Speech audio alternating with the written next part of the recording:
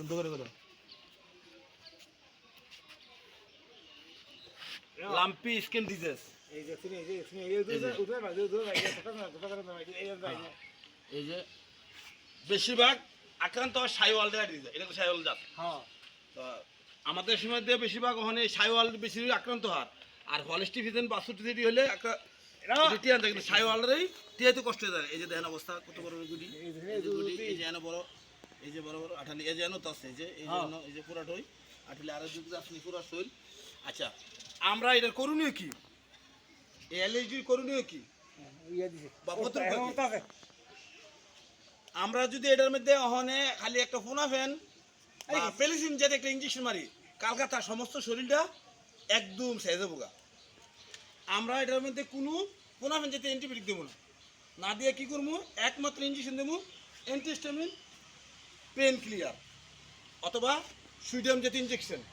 ওই দেওয়া দিলেই আমাদের যথেষ্ট। যতক্ষণ যদি আমরা জ্বরটা কমে রাখতাম, ততক্ষণ যদি আমাদের উপরে জ্বরটা যদি বাড়ায় রাখি, তাহলে কী হইব, আমরা খেতে পারতাম না। প্রায় সময় আমি ভিডিও সারি এরকম অবস্থা, অনেকে ফোনাফেন দেয়, ট্রাইজন দেয় বা সেফটিজেন দেয়, এরকম অ্যান্টিবায়োটিক দিয়া একদম গরুর অবস্থা নার্ভাস করে ফেলা, গরু আর টিয়া নিয়ে যাচ্ছে না। তো দেখা যাক এইটা চিকিৎসা দেই, আপনারা দেখবেন কোন কোন ইঞ্জেকশন দিতে আমি।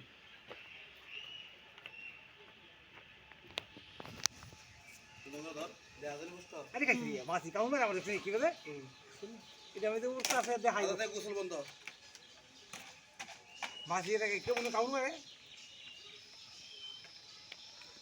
এই যে সবাই লক্ষ্য রাখেন ভিডিওটা।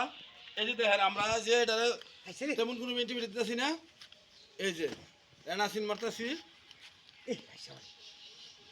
এই আমরা বয়সটা কতটা?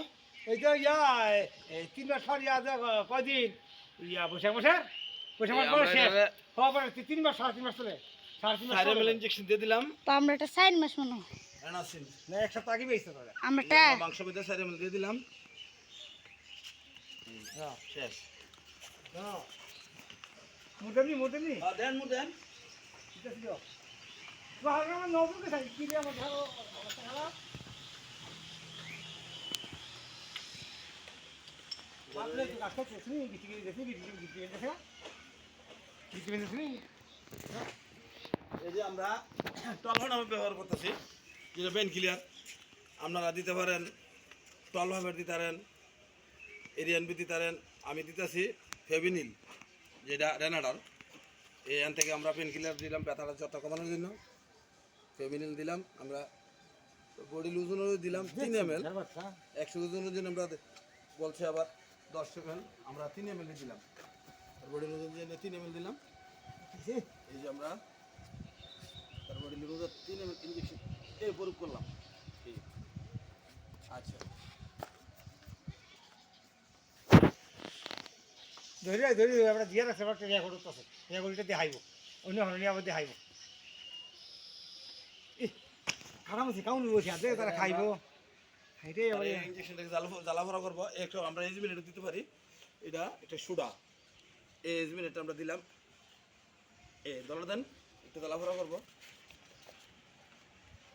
এখানে আবার আমরা একটা টপ ইনভেট দিলাম, যেটা দিতে পারেন আপনিও।